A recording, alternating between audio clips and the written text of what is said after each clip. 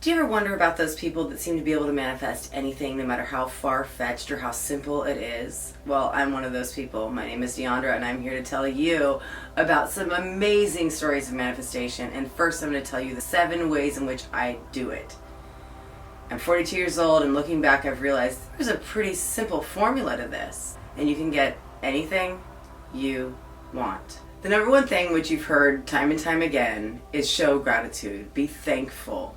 Be grateful for what you have right now. For example, if you're not living where you want to live, and you're not working where you want to work, and you're not in the relationship that you want to be in, be thankful for the relationships that you do have with your friends and family. Really feel gratitude for that. Be thankful over the current roof over your head, and be thankful for your current source of income or your free time. Be thankful for what you have right now. Number 2, act as is. I started saying this about a year ago, and then I stumbled upon a YouTuber named Aaron Doughty that started saying it too, and he had a really good point about why he started saying it, and that is because acting as if, the word if sort of reinforces in your brain that you are imagining things.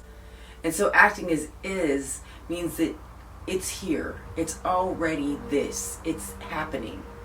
It's now. And what that means to me is sort of, I'd like to have $1 million. I would like to be a millionaire as an entrepreneur. I would like my creative talents to bring me $1 million. So more often than you'd imagine, I find myself moping around and having sort of this loser mentality, just like sluggish and slow, and not as energized as I'd like to be. And I have to check myself and say, okay, what would a millionaire do? Okay? What a millionaire would do is make their bed in the morning, not go to bed with a dirty kitchen, keep their house all picked up, because you know why? They don't have time for yesterday's garbage to greet them for their next morning. They start their morning fresh and ready to go, so they don't have to focus on the little things from yesterday. And they move forward and make room. They also get presentable. They shower, they do their face, they get as presentable as possible so that if opportunities arrive, they're ready to go. If somebody stops by, if a call happens on FaceTime or Zoom, they're ready for the day, they're ready for success. And I'm really now over 40, finally starting to understand that. So what would a millionaire do? What would a successful entrepreneur do? Well, they would wake up in the morning and probably check their stats, check their accounting, see what sales they got. So even if you don't have any sales right now, or you just have really slow sales, check it every morning just like you would if you were super, super successful. And remember, stay tuned, because I've got stories that will leave your jaw completely dropped on the floor using these exact strategies, okay? The third way is to delude yourself. That's right, be completely 100% delusional. Brainwash yourself into believing that it's totally possible, no matter how far-fetched. If that house you want has a sale pending sign and it's $100,000 over your budget, okay, brainwash yourself into the fact that it still could possibly be yours. True story. I don't care how crazy and far-fetched it seems. Number 4, you have to say yes. If you haven't read Bethany Frankel's book, A Place of Yes, do yourself a favor and read it. Even after 12 years, A Place of Yes is still a very golden book for me. For any entrepreneur, anybody trying to fulfill their dreams, you have to come from a place of yes. You have to be able to say yes to opportunities. Not every single opportunity, but you have to check in with your intuition and say yes to things. Many of the stories you're about to hear came from me having to come from a place of yes, which was a challenge, because if you know anything about me, you know I've struggled with anxiety and even agoraphobia quite often. It's hard for me to get up and go out in public and be social sometimes. And in doing so, I've been able to fulfill my dreams and manifest some things that wouldn't have happened if I said no. Number 5, you've got to let go and let God. You've got to be humble enough to say, maybe I'm going to entertain for one moment that this might not be for me. So I want to make my reservation out there in the universe, but I'm just saying, if it doesn't happen, I have faith. And I trust that God's got something better in store for me, and I'm willing to let it go humbly and be unattached to the final outcome. Keep your eye on that prize, but humbly say, you know what, if it doesn't happen, it's not going to kill me. And I am grateful for what I do have. Number 6, Google it. Sometimes you just got to open your eyes. Sometimes you've just got to search for it, okay? But one of the biggest dreams that I ever had came true that seemed like a completely delusional, totally insane goal happened simply because I Googled it. I just entered, how do I achieve my dream, in the search engine, and boom, it showed me how. It turns out it was way easier and way more possible than I ever imagined. quick anecdote, I have a girlfriend that wanted her whole life to find a glass lightning ball on the beach. You know, the balls that are made when lightning strikes the sand. And one day she finally did. After 30-something years, she finally found that glass ball in the sand. And you know what? She didn't find it by staying home. She found it by walking on the beach. So if you want to find the lightning glass, you have to walk along the beach. And lastly, number 7, we hear a lot of people talk about scripting. In fact, I'll link a video that my girlfriend Liz Brasso, happy content creator, just made about her ways of manifesting. And she talks about scripting. A lot of people talked about scripting, and I tell you, it is tried and true. It comes from The Secret. You write out your greatest achievements as if they're already happened, and you say, thank you, now that I am so grateful that this is actually happening, and I do this now, and I live here, and I feel this way. It's wonderful. It really, really works. Now let's get to story time. Okay, so let's start simply, but these are mind-blowing. First one, the green boots. So about 15 years ago now, I was at a Dave Matthews show at the Gorge at George in Washington State. There were tents everywhere and vendors and people selling, you know, anything from water out of coolers to hot dogs and beer. And there was this hippie girl on this blanket, and she had all these fabulous shoes. And she had these Italian green leather boots. They were so modern and advanced for back then, and I wanted them so badly, but I did not have a dime to my name. And I was at this show, which was very, very expensive for the tickets and the travel and everything.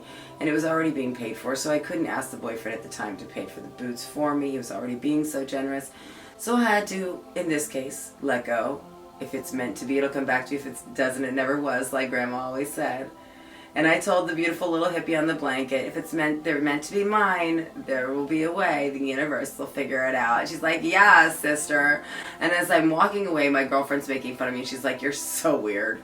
And I'm like, yeah, but you've got to believe it to receive it. And I start skipping along. Totally deluded myself that it was possible. Also let it go. And I was also expressing gratitude for the person who did pay for me to be there, and that it was enough to just be there in the sage with Dave Matthews and friends. Okay, it was beautiful. So all those played a role into suddenly skipping along, delusional little DiAndra, and there's a $50 bill on the ground, true story, with witnesses. Okay, the ones that thought I was crazy. And I got the boots. That's a simple but favorite story of mine on manifestation. The second one is back about 12 years ago. I was doing massage. I was a massage therapist for 20 years. I wasn't really a hustler about it. And I couldn't even afford a can of dog food. I had 32 cents to my name. And as I'm getting ready to go apply for food stamp assistance, I'm listening to this audiobook. I think it was Millionaire Mindset that said, say this out loud, these mantras. I am a money magnet and money flies out of nowhere at me. So I'm driving my little putt out to the little appointment, and I'm honestly yelling and believing I'm a money magnet, money flies out of nowhere at me. And I really wanted to get approved for these food stamps, and I didn't think I would. And I leave there approved for the food stamps, okay? But that's not the end of the story.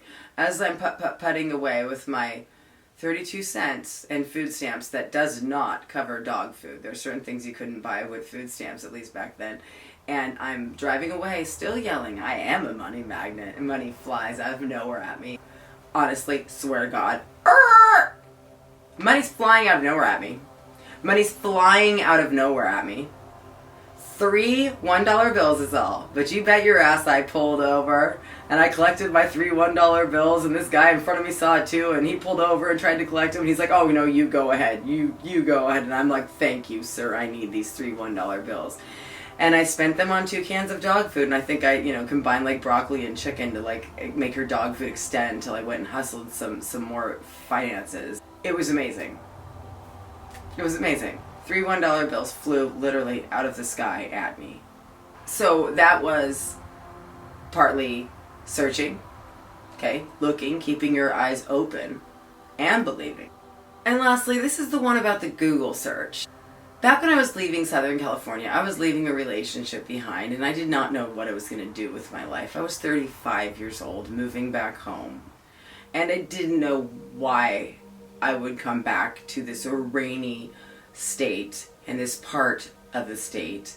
I knew I wanted to be near my family, but I knew this weather is really, really harsh on me. It rains all the time, and it's so dark here, and there's not a lot I could do besides my parents to convince me to move back home.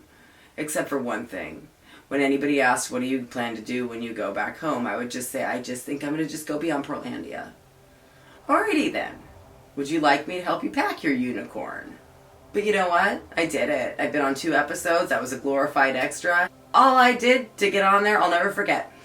We were filming Pickathon, which was a show with the Flaming Lips concert in it, and I chose to sit in the front row and position myself there because, you know, if you want to be on Portlandia, go be on Portlandia, not as a part of the blurred out, you know. I made a vision board, actually, with a globe, and on top of the globe were Carrie Brownstein and Fred Armisen, the creators and stars of Portlandia. And I made that before I went on there. So Fred Armisen comes up to us during the filming. There was a break in the filming, and he said, hey, everybody, and there's 100 people around me. And he says, how'd y'all get here? And he's just waiting, nicest man on earth, right? And he's just waiting, just asking, no one's answering him. So I said, I Googled it. And he said, you Googled it? And I said, yeah, I just Googled how do you get on Portlandia. And it was very simple. Anybody could have done it. And that was great. So not only did I get on my favorite show by simply just searching how to fulfill my dreams in the search engine and then following the instructions from there and believing it was possible, I guess. Other than that, I got to actually talk to the creator of it, and it was mind-blowing. And then more acting stories to come on a different video. Just it kept getting better from there because I showed up and said yes, and I believed I could, and I Googled it. So if you have a dream you want to manifest, get super, super duper duper specific. Before I met my husband and fell in love and we got married and we're happy, everything's great, I knew that I was, after so many years of dating, I knew exactly what I wanted in a man. And I wrote out a list of qualities that I was really looking for. Some which were deal breakers and some which were just hopes. I had 111 qualities. And every guy I would meet, I would go through and find out how many they had.